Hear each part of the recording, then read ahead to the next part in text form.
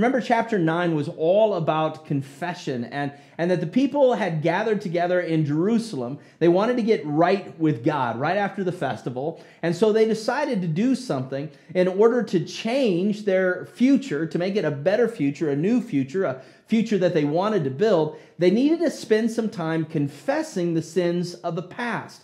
Not just their sins, but also their father's sins, the generations that came before you.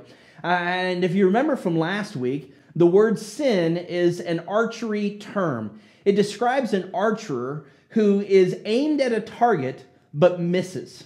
They're drawing back their bow, they're aiming for the bullseye, but they miss the mark.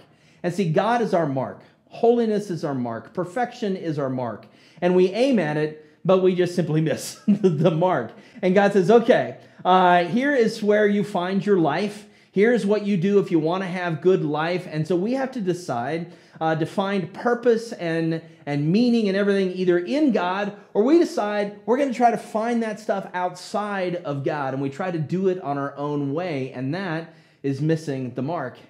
And you and I find out the hard way that God's way is actually the better way. And so our way just leads to heartache and pain. So I really love this, that confession is simply agreeing with God. It's saying, yep, God, you were right. That was stupid. Confession is when you take responsibility for missing the mark.